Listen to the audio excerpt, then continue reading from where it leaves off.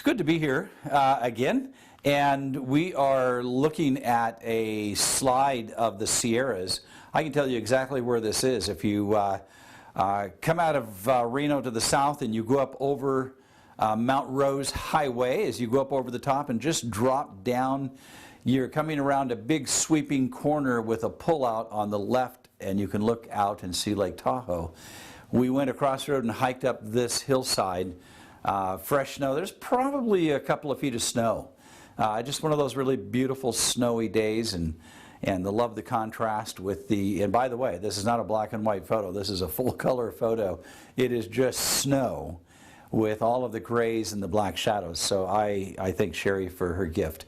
Thank you so much, Sherry, for that beautiful picture. So we're going to jump into something real challenging today. Remember that we're doing the book of Daniel, whose name means God is my judge. So this is a book about the good news of judgment. We are in part 8 of this series. And so it's just a coincidence. We have a couple of verses in chapter 8, but we're into chapter 9 explaining the vision of chapter 8. So bear with me. We're not going to take every single thing in it because we're going to come back and dig deeper each time a little bit more. So I'm going to try to give you the principles to understand what is happening in chapter 9, which is an interpretation of the vision in chapter 8. So I'm going to go to my first slide. It says the vision in chapter 8 and 9 is not just about the little horn power that we've been talking about. That's the one in chapter 8.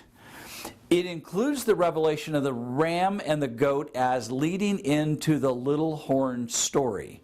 And that little horn is significant because it sets up a counterfeit religion. It tries to enter into the heavenly sanctuary and bring it down as a counterfeit sanctuary on this earth. We will talk more about that later. But what this does mean is that the starting time of the prophecy of the 2,300 days we're going to be looking at has to begin during the time of the ram, because that's part of the vision that is being explained to Daniel. So that means it begins somewhere in the times of the Medes and the Persians.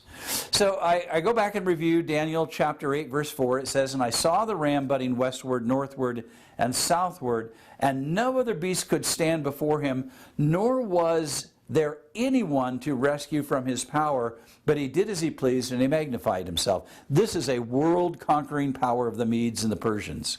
So we understand that we're going to look for a starting date in our conversation of sometime during the time of the Medes and the Persians, okay? So moving right on to Daniel 8, 12, and 13, I want to come back and just go over these again. It says, "On account of transgression, the host will be given over to the horn," that is the little horn, "along with the regular sacrifice. And it will fling truth to the ground and perform its will and prosper. Then I heard a holy one speaking, and another holy one said to that particular one who was speaking, 'How long will the vision about the regular sacrifice apply?'"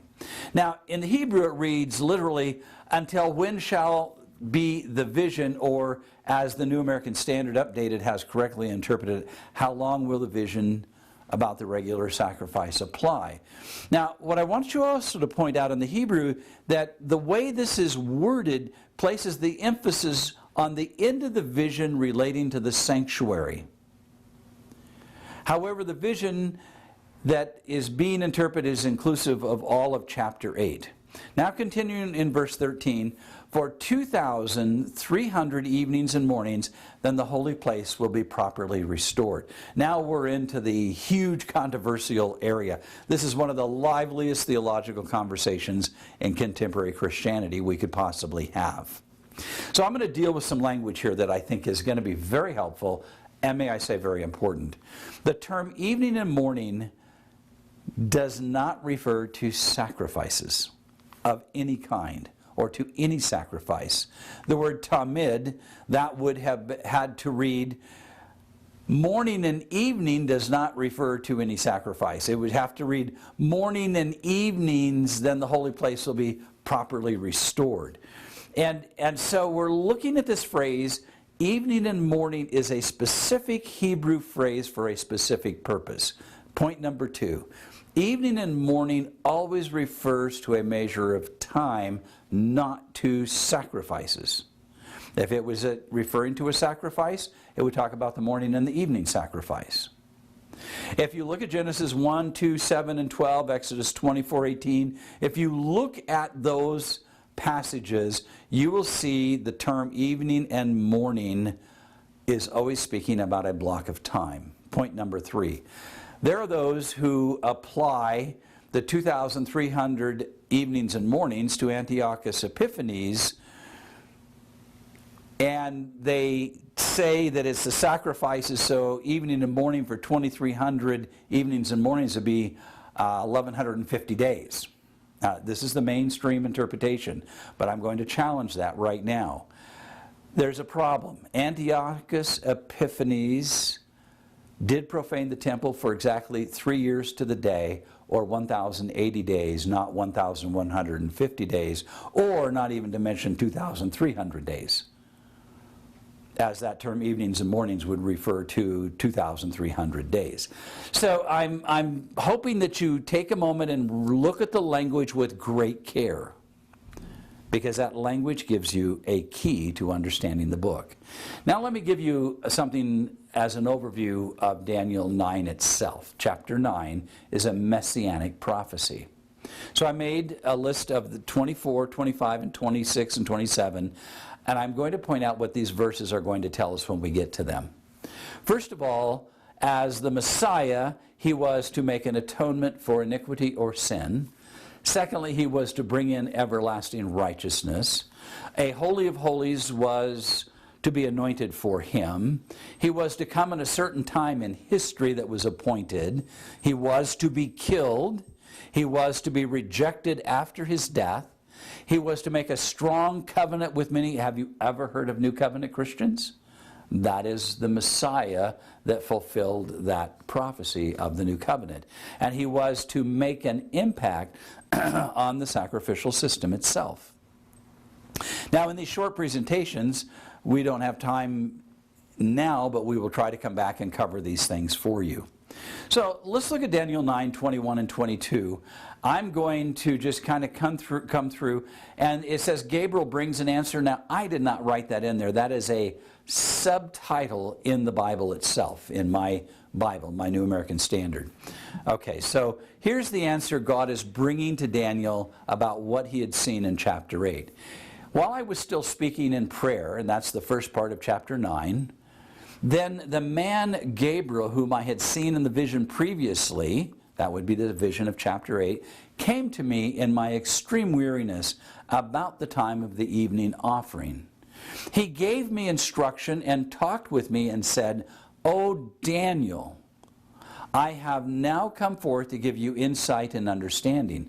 So chapter 9 is the explanation of what Daniel has seen in chapter 8.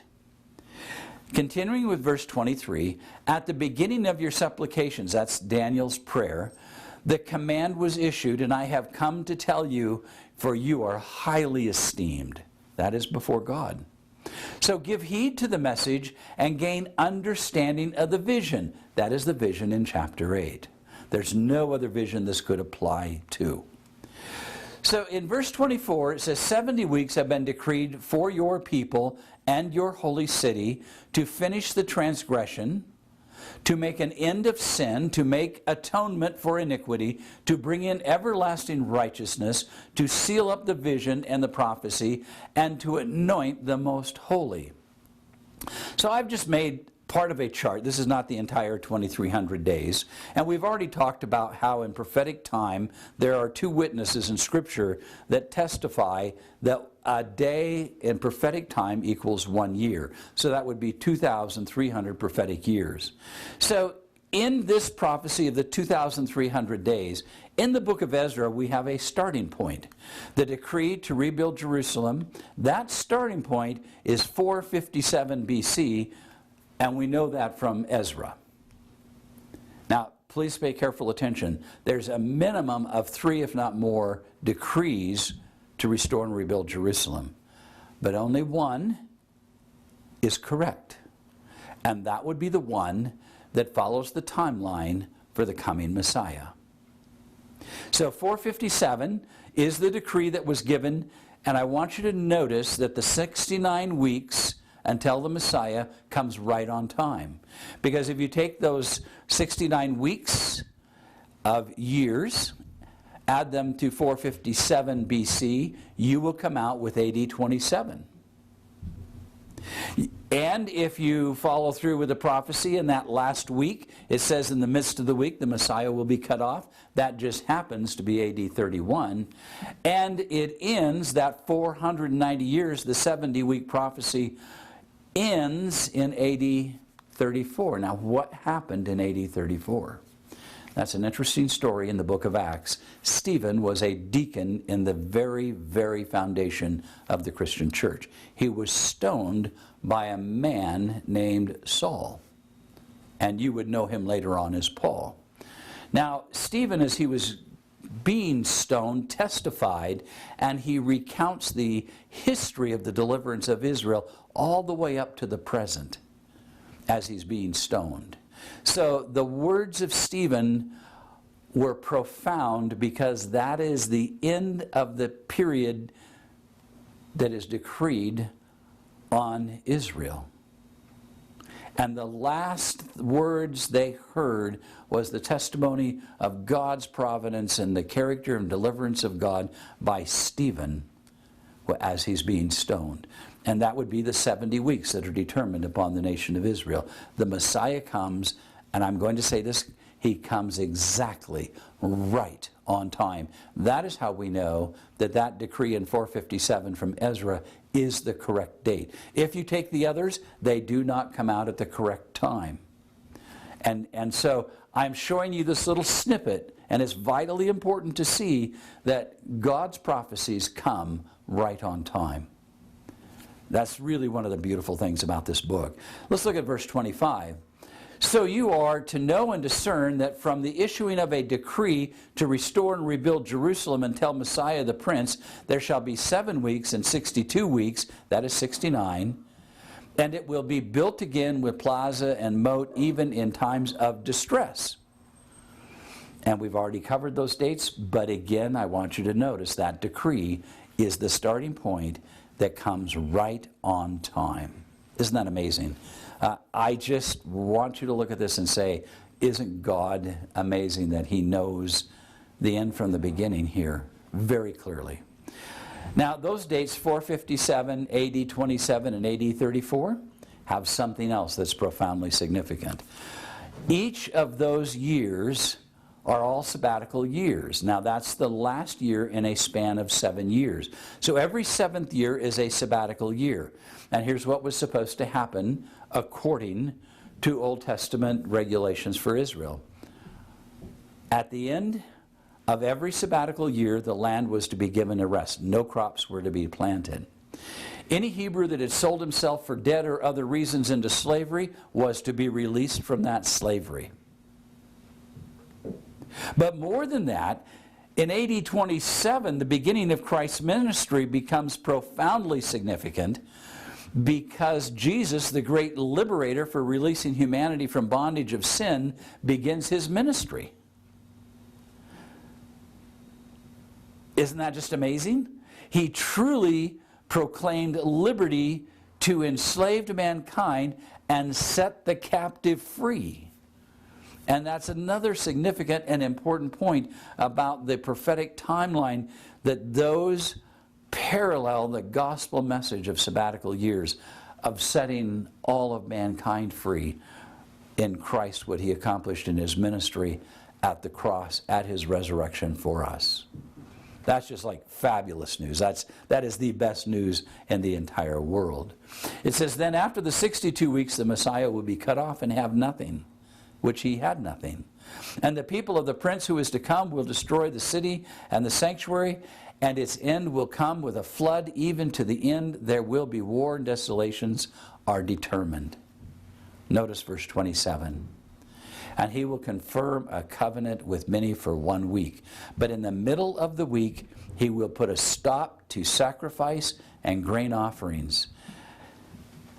Understand that in the middle of the week, when Christ was crucified, in the midst of that ministry that lasted 3.5 years, AD 27, 3.5 years, takes us to AD 31.